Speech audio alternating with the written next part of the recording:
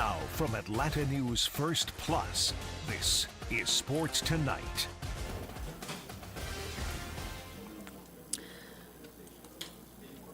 Welcome into Sports Tonight. Bailey Burmaster alongside Scott Pennyman. And in the last hour, things have gone rocket ship to the sky with the head coaching situation with the Falcons. So they've interviewed 14 candidates. Only 4 got a second interview. ESPN is officially reporting that it will be Raheem Morris, the next coach for the Falcons. Scott, were you here when Raheem was here in 2020, or did you come here in 2021? No, I didn't arrive until the end of 2021. So just like you, I heard of everything that he did as an assistant coach here. He was here for about 5 years, from 15 through 20, right? So seemed to be a really well-liked guy. Look, I got to admit, I'm really surprised, right? I mean, I did not expect to walk into work today and hear the Falcons, first off, hired a coach, and second of all, to hear that coach was going to be Raheem Morris. I mean, that was one of the things. Like, you heard whispers the last couple of days and people talking about, they really like him. And then earlier today, Jonathan Jones from CBS Sports had the one tweet. He tweeted that they were very impressed, that he really impressed the Falcons brass and organization and everything like that. So you kind of started to get a feel then that maybe it was picking up some momentum. And then all of a sudden, right after that, wow, looks like they plan to hire him. So seems like I'm not necessarily going to say good fit, but it seems like a very comfortable fit. Yeah, Morris was in Atlanta 3 years ago and was the interim head coach after Dan Quinn was fired following a team's 0-5 start, which was less than ideal. Morris went 4-7 as the interim head coach in Atlanta, ended up hiring Arthur Smith, but now the Falcons have fired Smith after he went through his third season of 7-10. I was able to talk to a source close to the Rams organization who was able to talk about just who Morris was as a coach, and he spoke really highly of him. He said, quote, he's awesome. He's a great communicator, a great leader. You won't meet anyone who says they don't like Raheem. This opportunity is a long time coming for him, and he's very deserving. He's the first head coach, actually, that Arthur Blank has hired with prior NFL head coaching experience. Remember, he was the head coach of the Bucs from 2009 to 2011. Yes. He did go 17-31. Now, he was really young. He was 32 when he was hired by Tampa. I hope I just threw that in. But, I think what's interesting here is to go back to someone who you honestly passed up on 3 years ago. And what does that tell us about the decision making? In addition to that, I would be curious about what the conversations were around quarterback, because I think that is the bigger situation here than it is now that you have Raheem Morris. I think he is a player's coach. You hear that term a lot, but I truly think he is a player's coach, and he's well respected. Definitely well respected. Yeah. So I'm intrigued to hear more from the press conference about his philosophy, what he wants to do at quarterback, what the conversations were like with Arthur Blank and Rich McKay. Yeah. I am more interested in that dynamic than anything. Well, look, I mean, it seems right up the alley of the other guys in the organization, right, with Rich McKay and probably with what Terry Fontenot wanted, because remember, when they talked about Bill Belichick, kind of things you heard around that made it seem like the other guys weren't real high on Bill Belichick, because I think we all knew what it meant. If Bill Belichick was hired, he was maybe going to shake some things up. So that's why I said I believe that Raheem Morris is a very comfortable fit, because they know the man. He's been in that building. He's coached for the team before. He was the interim head coach when Dan Quinn was let go. So I think the level of comfort, the level of familiarity with him as a man and as a coach, knowing just everything that he is and what he brings to the table, I think that sort of prompted them to give him another shot as a head coach. Because let's just be real. You said his record, right, when he was with Tampa Bay. There aren't a lot of head coaches that get second chances when they don't do that well with their first opportunity. So, and that was a little while ago. Like you said, he was a young coach then. That was, almost 15 years ago when he first got the opportunity. So I think it's good to see what people call a good man have an opportunity like this. So, look, it's probably not the attractive, exciting hire that Arthur was looking for, but sometimes hires like this can end up being the best. And he's a guy who's been there and done that. He made his mistakes as a head coach. So hopefully for the Falcons, he's able to have that wisdom and experience and understands what went wrong the first time for him, to now maybe he can make it right. What I like about this is, it's funny, I've talked to you and Ellie on Sports Tonight now, and both of you said that you didn't think they would have a coach by the Super Bowl. I love that they have solidified this so early this week and not go into next week or even after the Super Bowl, because now you can truly let Raheem Morris get his people in place and come up with a plan before going to the Combine. I find that so absolutely crucial, and the thing that's hard about that as well is there's so many pieces, so many people moving, and those spots were dwindling. I mean, really, if you think about it, like, everyone's getting taken. There's only so many more jobs after Jim Harbaugh went to the Chargers. So I'm glad they kind of felt like there probably needed to be some escalation in this process. There should be a press conference at some point. Whether that, I don't think it will be tomorrow because we haven't gotten official word yet. So my guess is Monday. Usually those things aren't on the weekend, but it's very possible it could be. We will have to play it out to see. But they have their guy, and it's Raheem Morris, and it's someone they're familiar with, so you love to see that. But it does beg the question, what's next for Bill Belichick? Because if it wasn't the Falcons, we aren't aware of anywhere else that he's really interviewed or anyone that's interested in him, Scott. Yeah, and it's, prompts the question, I guess, why not Belichick with the Falcons, right? I mean, so I think we touched on this. Well, I know I did a few minutes ago. Getting Bill Belichick would not have been very comfortable for the rest of the guys in the front office with the Falcons. And it seems like that was maybe the problem, because we all know what that means. When you get a guy like Bill Belichick who's been there and done that, he wants to buy the groceries, right? He wants to shape the front office the way he wants to shape it. So I think that probably made guys like McKay and Fontenot real uncomfortable with hiring Bill Belichick, because he was going to come in. Look, he wasn't taking this job unless he can make sweeping changes. We know that. He knows what he wants. He knows how he wants an organization to look. He knows what he's been successful with. And I wonder, just moving forward, is that kind of not just was the problem with the Falcons, but is that going to be his problem moving forward, getting a job anywhere? Because I think we know Bill Belichick, the football coach, is a damn good football coach, but as a general manager and as a front office guy, hadn't been that great the last few years.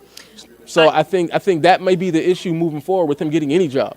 I also think the reality is, kind of going in tune with that, Scott, is how was the matrimony going to look between him and Terry Fontenot and Rich McKay and Arthur Blank. I think things have already been kind of weird with Terry Fontenot with not being in that presser after Arthur Smith was fired. And then to have just Arthur Blank and Rich McKay there talking on it. And then you go from that it's like, okay, so where is Bill Belichick's place? Where is Terry Fontenot's place? And does Bill see eye to eye with how Rich McKay wants to go about things and Arthur Blank? Didn't seem like it. Also, are they on the same level of decisions being made from a football standpoint as who's going to be quarterback? What are you going to do at quarterback? Right, that's huge. I think that was probably the biggest conversation had at any point. Probably right. It didn't even matter who they hired as head coach. It was, where did everyone stand on what needed to happen at quarterback? Yeah, I mean, because let's be real, right? With any football, I don't care where you go as a head coach, that's probably the number one person in the organization that's most important, just because if the quarterback position ain't right, nothing else is going to be right, right? There are probably many coaches who probably would have been successful NFL coaches if they went to a situation where there was a good quarterback in place. So, yeah, I mean, I think you're absolutely right. I think what matters most right now from any coach, and I hope Raheem asked a lot of those questions too, is what's the plan at the quarterback position? Because I'm sure Raheem's a really good coach. Yep. Look, I don't know who the quarterback was when he was in Tampa. I'm trying to think who was there for those years, but it probably wasn't a very good quarterback, and that's probably why it didn't work out for him in Tampa. So I'm pretty sure now that he's getting a second opportunity, it's hard to get one head coaching opportunity in the NFL. So surely if you're getting your second opportunity, yeah, I mean, those are questions that you would want to know. And I'm sure Bill Belichick, maybe that was it too. Maybe Bill Belichick had one plan at the quarterback position, and maybe the Falcons had a different plan. I mean, that's entirely possible as well. So, as for Bill and his future and where he may end up going, I don't know. It's kind of murky, right? I mean, when you think about the jobs that are out there right now, I can't imagine that they'd be that attractive to Bill. I mean, the Washington Commanders, well, you want to go to an organization that is at least stable, which even if you don't think the Falcons have been successful, they're not an unstable organization. That's true. That's true. And they do have a lot of money backed behind Arthur Blank. But he's not Yes. going to throw that around without seeing the results he wants to see, and that's totally fair. That's what he shouldn't. Correct. So it's interesting to see where Bill might end up or want to be. I don't know. We shall see. Maybe headed for retirement, right? Maybe the writing's on the wall. We'll have to wait and see. 71 years old. That's probably the best, Correct. I think, at this point. Now, this was a nice, I wouldn't call it a screaming match we had earlier, but No, it was a passionate sports discussion. passionate As everything on discussion. Sports Tonight is. So the NFL, they announced the finalists for their awards, right? So obviously the MVP, well, that's the one that most people care about, right? I mean, the MVP, but It's Lamar Jackson, right? it's going to be Lamar Jackson. It's the Lamar Jackson Invitational. Maybe Brock Purdy, somebody like that might get a couple. Yeah. Defensive Player of the Year, it's like probably between T.J. Watt and Myles Garrett. Myles Garrett, I think, got one I think award. it's Myles Garrett this year. Probably going to be Myles Garrett. I mean, that would be, even though he was kind of quiet the second half of the season after he had a shoulder injury, but he was so dominant in the first part, I think he may win that. But our passionate discussion was more about the Comeback Player of the Year award, and the finalists for that are Joe Flacco. So Joe Flacco, let's go through this. Joe Flacco, who after the Browns had a plethora of injuries. Yep. Deshaun Watson is out because of injury. They go get Joe Flacco, who is literally on his couch on Thanksgiving, I'm with that. and surges them to the playoffs.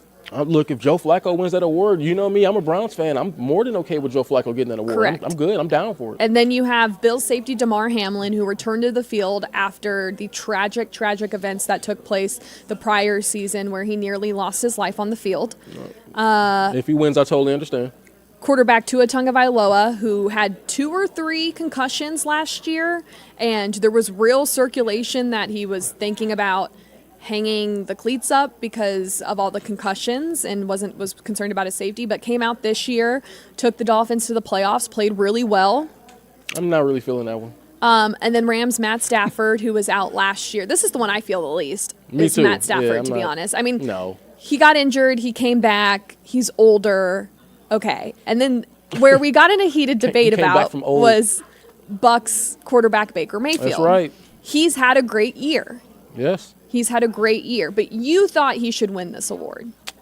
I think when it all comes down to it, when you consider every factor involved, yes, I do think Baker Mayfield is NFL Comeback Player of the Year, mainly because obviously he was number 1 overall pick. We all know about the past of Baker Mayfield, his up and down. But then he goes to Carolina last year and really just totally didn't work out at all in Carolina. Ended up getting released there. Look, for goodness sake, they had him playing defensive end in practices and stuff and rushing the punter. It was kind of crazy. And then he gets released, goes out to the Rams, finds some success there, goes to Tampa Bay in the offseason, wins that starting job, and becomes probably one of the top 10 best quarterbacks in the league this past season. So considering where Baker Mayfield dropped to, just to consider, now we're talking about a contract that might be, $35-40 million a year, and the Buccaneers really settling on him as their franchise quarterback, just at least for the next 3 or 4 years, helping them win the division this past year, beating the defending NFC champions in a playoff game, the Eagles, and sending them home. I just think with that in its totality, I don't know who had a better comeback season than Baker Mayfield. And this is where I stand on it.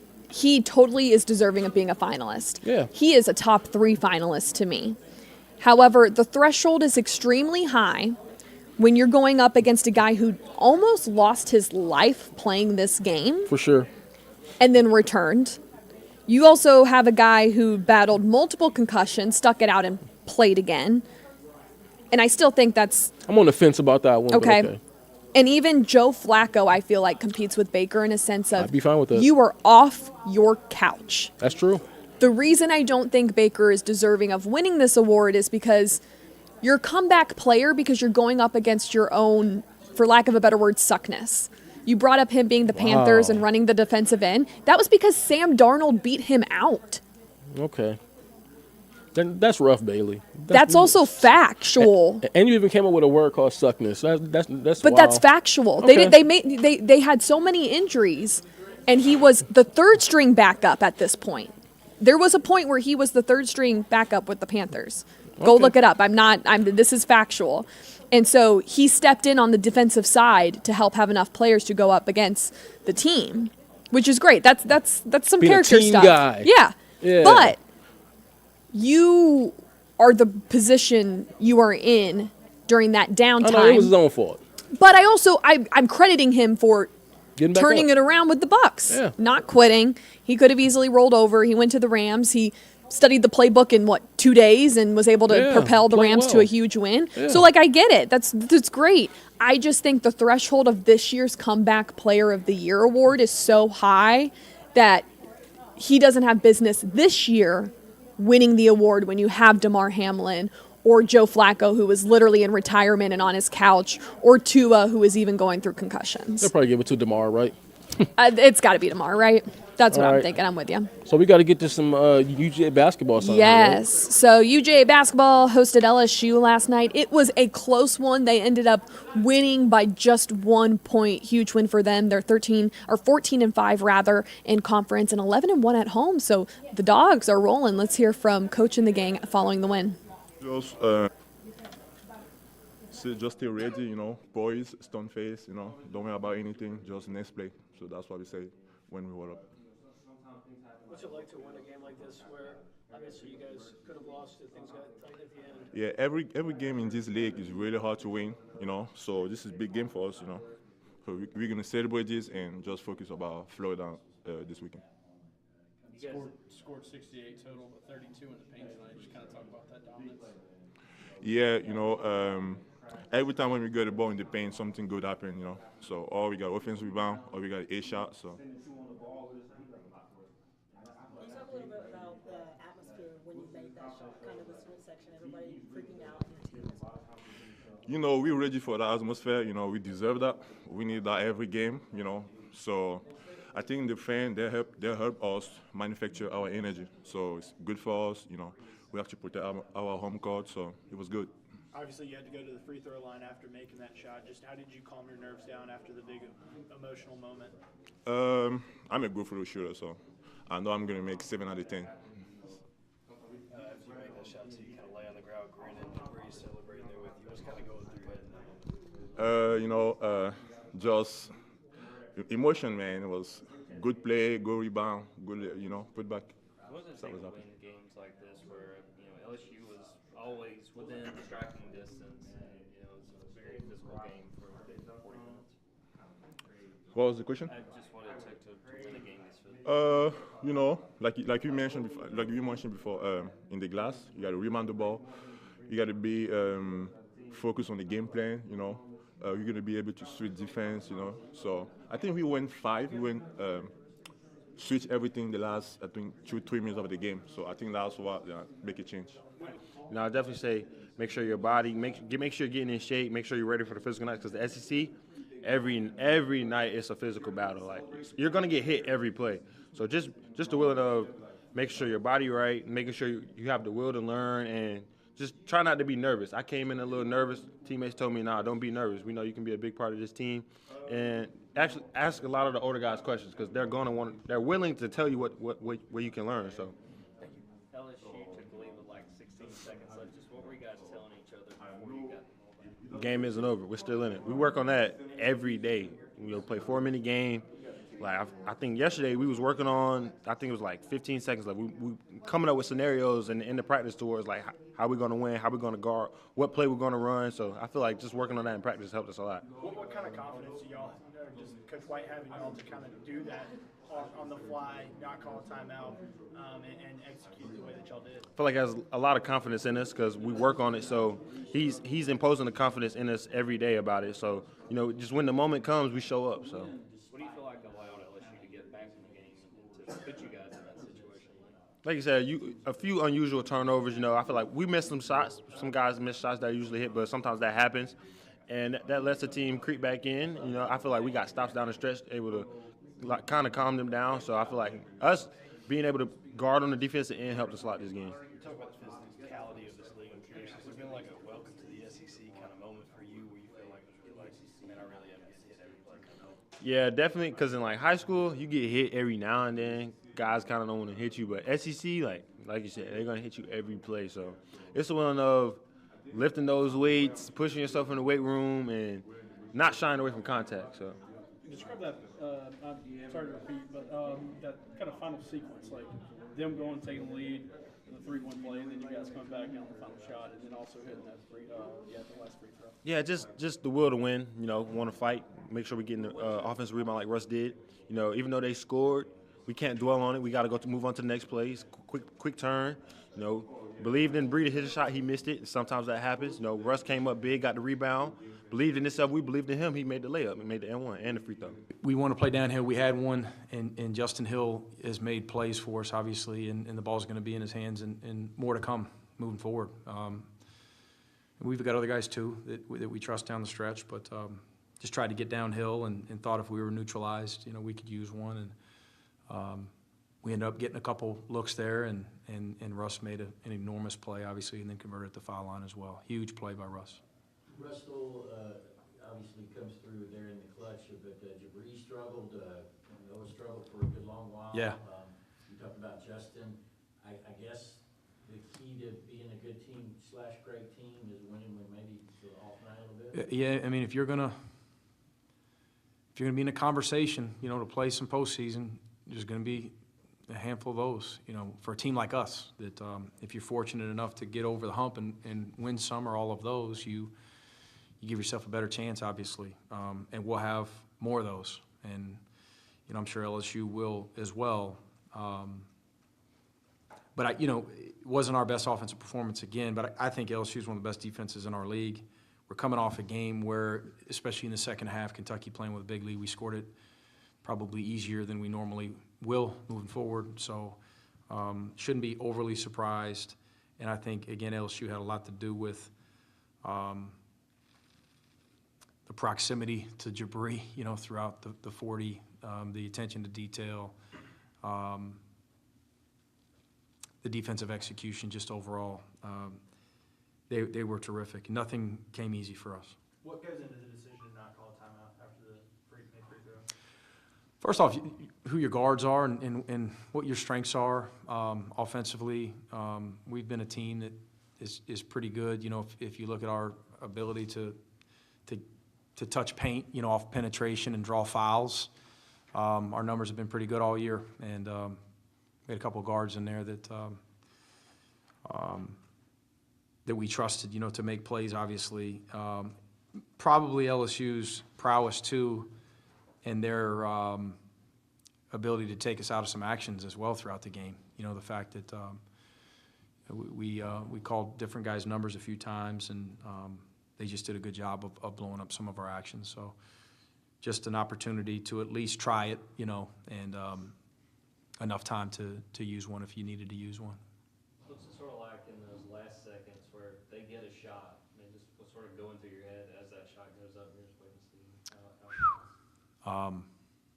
My goodness, it was scary. And the angle, I was down there in the corner, and it was one of the best passes I've ever seen. And the footwork there in the corner to tightrope the sideline and the 3-point line and get a clean look off. Eager to see it on film, but it was nerve-wracking to say the least. We're really fortunate. I mean, great execution by those guys. There was a long stretch in the second half where Salah seemed to be sitting for a long time. Were you trying to make sure you had a lot of juice at the end, because it seemed like he was playing really well? Yeah, he was, and there's a lot of different reasons to sub guys in, to sub guys out. Sometimes it has to do with them. Sometimes it has to do with the other guy that you want to get in or out for him. The flow, how you're being defended, how you're guarding. Just there's so many factors.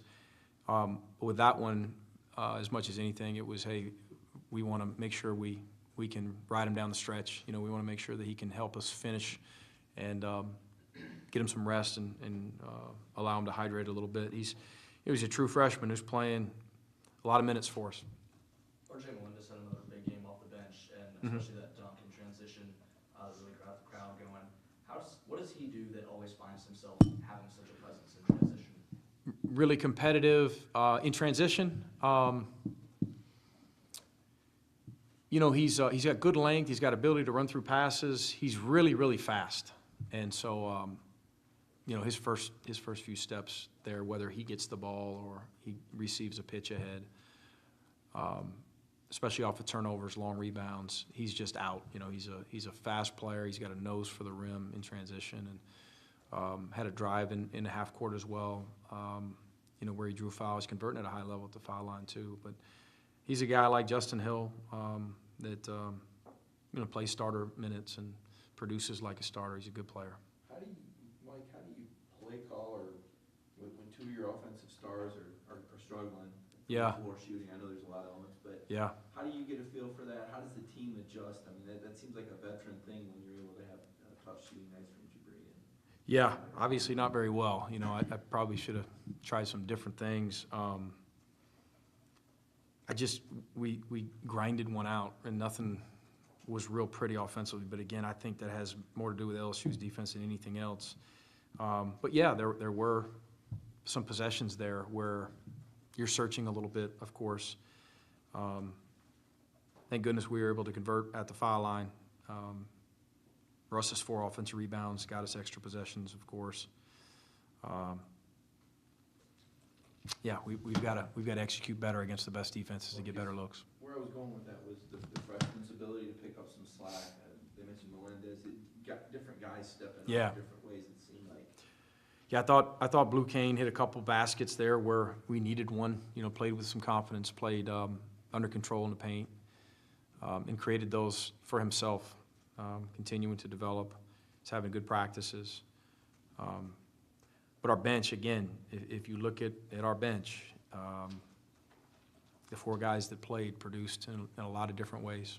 Obviously, guards get a lot of the love with not the balls in their hand, but to see a big man have a play like that, just how exciting is that to know, you know, what he goes through on a game-by-game basis? Huge. It's nice to see the big fellow with a game winner. Those other guys have had their opportunities, and especially coming off a game. I want to say he held 9 seals for layups at Kentucky and tried to do it throughout the game today as well. And he's really buying into helping his teammates be better, and so it's nice to see him benefit a little bit as well. When you say you guys grinded it out, yeah. Did your best Florida teams do that too? Like when you need these kind of games? Yeah, definitely. You know, again, in order to be in the conversation, and we got to win a lot more, but it's certainly better than the alternative. You know, and it's not going to be easy in this league, and it's the best defensive league in college basketball. And it seems like every time you play a team, you say, well, they're one of the best defenses in our league too. You know, who's not? Who doesn't guard you at a really high level? And they're rebuilding, and we're rebuilding, and you had 2 teams just fighting it out. And we can say ugly and grinded and all that stuff, but really, I probably should say more, make the point more that you had 10 guys out there on the court, you know, for 40 minutes that were just throwing haymakers. You know, it was a high-level game of intensity. I know everybody that played in that game is going to be tired, sleep well, and need some rest because we both got quick turnarounds. But that was a competitive, high-level game. I felt like the crowd was pretty energized, and there's a It's awesome. And the home court developing. Do you notice Awesome. much impact? Absolutely. We were better defensively in the second half, and I thought that had a lot to do with our fans. It got loud in there, and I'm really appreciative. As a coach, trying to, you know, like you said, you're rebuilding and kind of building the culture of this program, how Yeah. much does that mean to you specifically? Huge. Students and fans get involved. I'm super appreciative. I'm more excited, though, for our guys, but I'm also excited for anyone who was in that building. It was a fun game, you know, because it was so loud. It was high-level college basketball, and the fans that show up and scream and jump on the refs, and, you know, we're just appreciative. That, and also, you know, excited for them to experience. It wasn't like that last year. It wasn't that loud last year. I don't know if that was quite as loud as the Tennessee game, but it got loud in there a few times for sure, and look forward to a few more of those. Well, once again, the big news here today, the Falcons seemingly settling on a head coach, Raheem Morris, all set to be the next head coach of the Atlanta Falcons. So there'll be plenty to talk about in the coming days. Interesting decision, obviously, for Arthur Blank and the Falcons moving forward. So, hey, we'll see how that goes.